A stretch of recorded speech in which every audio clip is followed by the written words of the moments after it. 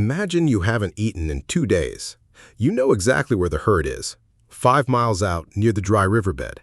You mapped the route in your head last night while the fire burned low. All you have to do is get there. Then the sun comes up. Not a soft morning sun, a furnace. Within 2 hours, the air over the grass is shimmering like water. It's 110 degrees and it's not even noon yet. So now you can't hunt. You can't move across open ground without your body starting to cook from the inside. The herd is still 5 miles away. It might as well be 500. You're not bored, you're trapped. For most of human history, heat wasn't just uncomfortable. It was a crisis with its own rules, its own clock, and its own body count. And what ancient humans did to survive that crisis might be just as important as anything they did on a mild, easy day. Today, when it's hot, you close the blinds, turn on the AC, maybe pour a cold drink and complain about it on your phone.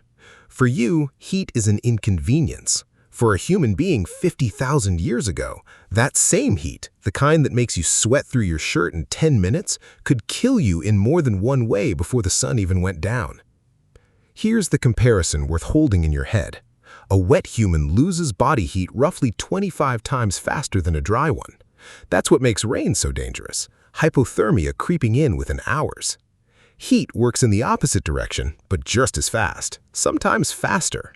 This is hyperthermia, and it starts its own countdown the moment your body loses the ability to cool itself. Once your internal temperature climbs past a certain point, things don't fail one at a time. They fail together. The brain begins to swell. Organs built to run within a narrow window start shutting down as that window closes. There's no single dramatic moment, just a slow, compounding collapse that can go from uncomfortable to unconscious faster than you'd think, especially for anyone already weakened by 2 days without food. And the trigger for all of this, out on the open savanna, was simple: water. When the summer sources dried up, the map of the world shrank overnight. Every decision, where to sleep, where to walk, when to move, got rebuilt around the handful of places that still had it. You weren't just avoiding discomfort, you were negotiating with your own biology, and the terms were not in your favor. So what do you do when the world outside is actively trying to kill you? You do exactly what your ancestors did during a week of nonstop rain. You compress your life down to the smallest, most defensible space you have, and you wait.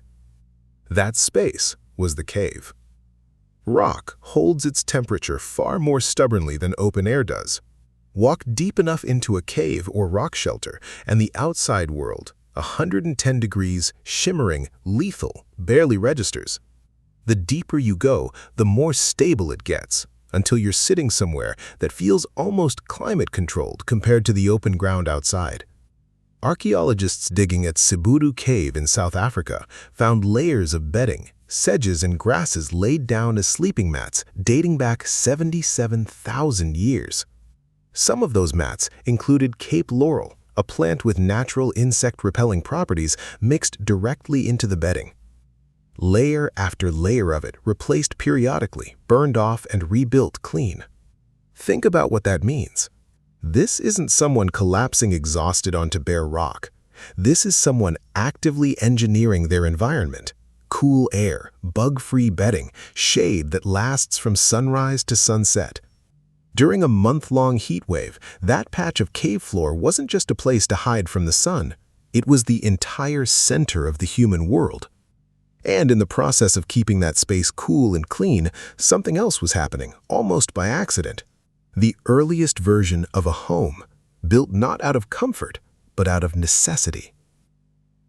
If the rainy season forced early humans to master fire, the dry season forced them to master water, specifically how to hold on to it once they found it. Near a striking number of prehistoric campsites, archaeologists have found natural rock depressions that show clear signs of having been deliberately carved deeper over time, not eroded by accident, modified on purpose to hold more water than nature alone would have collected. Someone looked at a shallow dip in the stone, decided it wasn't good enough, and did something about it. During a month with no rain in sight, those hollowed-out basins weren't just puddles you'd glance at on your way somewhere else. They were the entire difference between finding water on day 12 of a heat wave and not finding it at all. A few extra inches of depth in a rock basin might not sound like much, but multiply that by an entire dry season, by every member of a group, by every animal that also needed to drink, and suddenly that carved-out hollow is doing the work of a small reservoir. And while everyone waited out the worst of the daylight hours, hiding in whatever shade they had, nobody was just sitting there doing nothing. The same way a rainstorm turned into the perfect window for knapping stone tools or grinding pigment, a heat-locked afternoon became prime production time. Spear shafts got straightened, edges got resharpened, hides got scraped and worked while there was nothing better to do with your hands.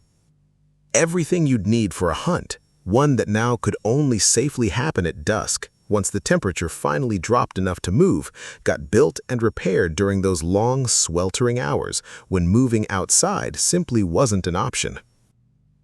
Here's where it gets interesting, because the most important consequence of extreme heat wasn't physical survival at all. It was social. There's research on the Juhansi people of the Kalahari, a modern hunter-gatherer group whose daily rhythms offer a real window into much older patterns, showing a sharp split in how conversation changes with the clock. During the day, when there's work to get through, the talk stays practical. Logistics, resources, who's doing what needs to happen before the sun climbs any higher. But at night, gathered around the fire, that shifts almost completely. Conversation turns to stories, songs, ceremony. The firelight itself seems to change what people are willing to talk about. Softer, slower, less transactional.